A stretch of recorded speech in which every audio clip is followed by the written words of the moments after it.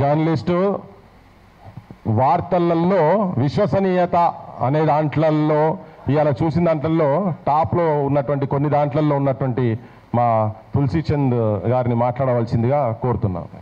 అందరికీ నమస్తే.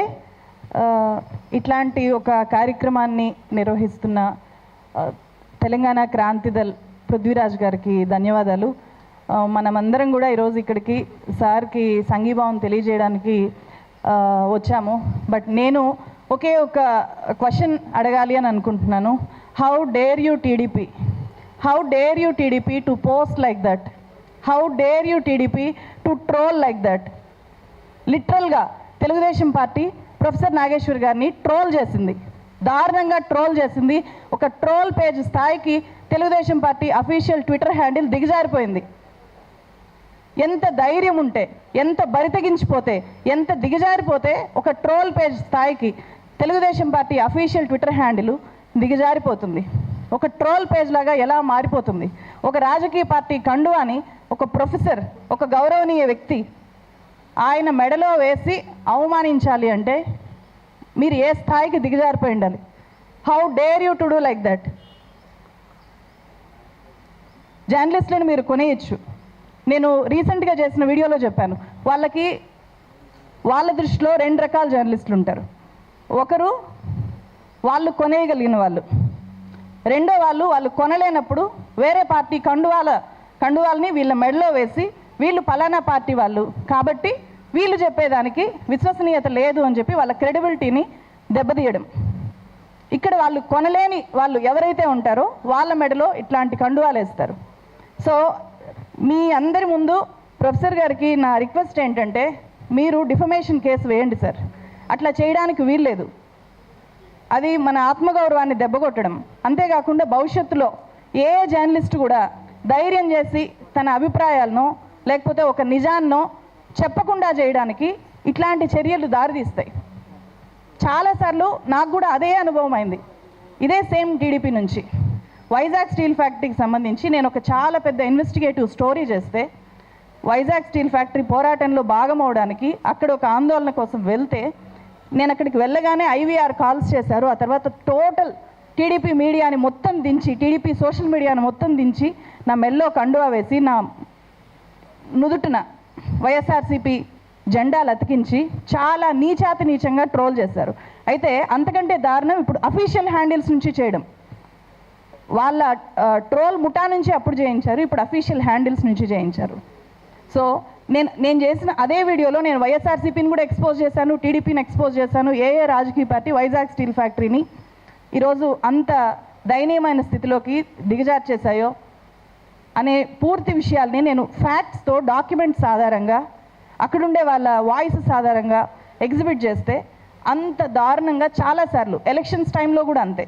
అంటే ఇక్కడ నేను ఒక రాజకీయ పార్టీ అనట్లేదు, ప్రతి రాజకీయ పార్టీకి ఈరోజు ట్రోల్ ఆర్మీస్ ఉన్నాయి. వాళ్ళకి నచ్చిన వ్యాఖ్యలు ఎవరు చేసినా సరే వాళ్ళ ముఠాలనంతా కూడా ఆ పర్టికులర్ జర్నలిస్ట్ మీదకి ఉసిగొల్పుతున్నాయి.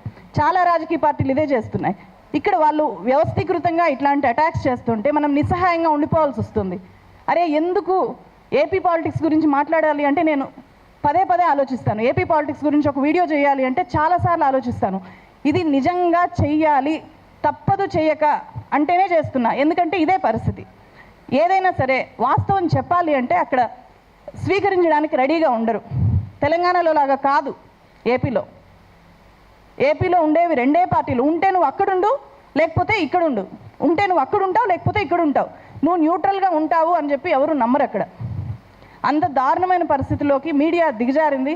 కాబట్టి వీళ్ళు న్యూట్రల్గా ఉండే జర్నలిస్టులు అనడానికి కూడా వాళ్ళు రియలైజ్ అవ్వలేకపోతున్నారు. వీళ్ళు న్యూట్రల్గా ఉంటారు, వీళ్ళు వాస్తవాలు చెప్తున్నారు, దాని నుంచి మనం ఏదైనా తీసుకోగలిగితే తీసుకుందాము, ఫీడ్బ్యాక్ కింద తీసుకుందాము అంటే కూడా వాళ్ళు డైజెస్ట్ చేసుకోలేకపోతున్నారు. వాళ్ళ దృష్టిలో అందరూ కూడా అమ్ముడుపోయిన జర్నలిస్టులే. నిజంగా వాళ్ళు అమ్ముడుపోయిన జర్నలిస్టులు అని చెప్పి భావించరేమో కానీ అట్లాంటి ప్రచారం అయితే చేస్తారు. ఎందుకు చేస్తారు, ఎందుకు భావించరు అంటే అధికారం వాళ్ళ చేతిలో ఉంటుంది. ఎవరి ఫోన్ నెంబర్ అయినా వాళ్ళ దగ్గర ఉంటుంది. ఫోన్ నెంబర్లతో పాన్ నెంబరు అటాచ్ అయి ఉంటుంది. ఎవరి అకౌంట్లోకి ఏ పార్టీ నుంచి ఎంత ఫండ్ ట్రాన్స్ఫర్ అయ్యేది గవర్నమెంట్లో ఉండే వాళ్ళు ఈజీగా తెలుసుకోవచ్చు. అట్లాంటివి ఎక్స్పోజ్ చేయొచ్చు కదా. నాగేశ్వర్ గారి ఇన్కమ్, లీగల్ ఇన్కమ్ ఎంత ఉందో నేను అందుకే చెప్పాను. నేను చేసిన వీడియో స్టార్టింగ్లోనే 10 లక్షల రూపాయలు లీగల్ ఇన్కమ్ పొందుతున్న వ్యక్తికి ఏదో టీడీపీ దగ్గర, వైఎస్ఆర్సీపీ దగ్గర డబ్బులు తీసుకోవాల్సిన అవసరం ఉంటుందా? ఎందుకు ఉంటుంది? పోనీ ఆయన ఏపీ పొలిటీషియన్గా మారాలనుకుంటున్నారా? రాజ్యసభకి వెళ్ళాలనుకుంటున్నారా? ఏమీ లేదు కదా. అంతకు మించిన మీ దగ్గర ఆధారం ఏమైనా ఉందా అని చెప్పి ఏమీ ఉండదు. నిజంగానే అకౌంట్స్ బయట పెట్టచ్చు కదా. పలానా పార్టీ నుంచి పలానా వ్యక్తికి ఇంత ట్రాన్స్ఫర్ అయింది అని చెప్పి తెలుసుకోలేవా? గవర్నమెంట్లో ఉండే వాళ్ళు తెలుసుకోలేరా? చెప్పచ్చు కదా. అట్లా ఎప్పుడు చెప్పరు, ఎందుకంటే చెప్పలేరు. ఫస్ట్ ఒక జర్నలిస్ట్ మీద తీవ్ర స్థాయిలో అటాక్ జరుగుతోంది అంటే ఆల్రెడీ అన్ని రాజకీయ పార్టీలు ఆ జర్నలిస్ట్ని కొనేయడానికి, వాళ్ళ వైపు తిప్పుకోవడానికి ప్రయత్నాలు చేస్తుంటాయి. ఆ ప్రయత్నాలకి లొంగనప్పుడు దాడులు చేస్తాయి. ఇది నాకు చాలా చాలా ప్రాక్టికల్ ఎక్స్పీరియన్స్. సో అందుకనే ఈ సందర్భంగా టీడీపీ ఖచ్చితంగా క్షమాపణలు చెప్పాలి అని చెప్పి ఒక జర్నలిస్ట్గా నేను డిమాండ్ చేస్తున్నాను ఈ వేదిక నుంచి. వాళ్ళు క్షమాపణలు చెప్పి వాళ్ళు ట్విట్టర్లో పోస్ట్ చేసిన ఆ పర్టికులర్ పోస్ట్ రిమూవ్ చేయకపోతే కనుక ఖచ్చితంగా సార్ని డిఫమేషన్ కేసు వెయ్యాలి అని చెప్పి రిక్వెస్ట్ చేస్తున్నా. ఇక్కడ ఇంకొక విషయం కూడా చెప్పాలి. రాజకీయ పార్టీల మీద, రాజకీయ పార్టీ లీడర్ల మీద మనం ఒక వ్యాఖ్యానం చేస్తేనో లేకపోతే ఒక వాస్తవాన్ని చెప్తేనో వాళ్ళు అంత అఫెండ్ అయిపోయి ఇలా దాడులు చేస్తారు. అలాగే రీసెంట్గా మనం చూసాం బండి భగీరథ్ కేసులో చాలామంది జర్నలిస్టులకి, ఇక్కడుండే వనజ మేడంకి కూడా నోటీసులు వచ్చాయి, వీడియోలని డౌన్ చేశారు, చాలా చేస్తున్నారు. సో అంటే మీ దగ్గర పవర్ ఉంది కాబట్టి ఆ పవర్ని మీరు ఎలా అయినా యూజ్ చేయొచ్చు. మా దగ్గర పవర్ ఉండదు, మేము ఇండివిజువల్ వ్యక్తులం కాబట్టి మేము నిస్సహాయంగా ఉండిపోవాలా? మా డ్యూటీ మేము చేయకూడదా? ఆయన డ్యూటీ ఆయన చేశారు. సో మీ డ్యూటీ ఏంటో మీరు తెలుసుకోండి. మీరు చేయాల్సిన పని పక్కన పెట్టి అటాక్ చేయడమే డ్యూటీగా పెట్టుకోవడం ఏంటి?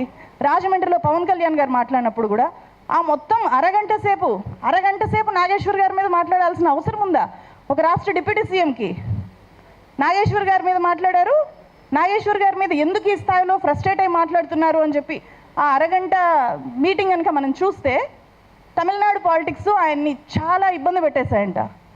తమిళనాడు పాలిటిక్స్లో విజయ్ హాలోగ్రామ్స్ పెట్టుకొని, ఫొటోస్ పెట్టుకొని గెలిచేశారంట. అది ఎట్లా అనిపించిందంటే ఎలా నవ్వాలో కూడా అర్థం కావట్లేదు. కనీసం ఆ మాత్రం దాన్ని రివ్యూ చేసుకోలేకపోయారా? విజయ్ హాలోగ్రాములు పెట్టుకొని గెలిచేశాడా?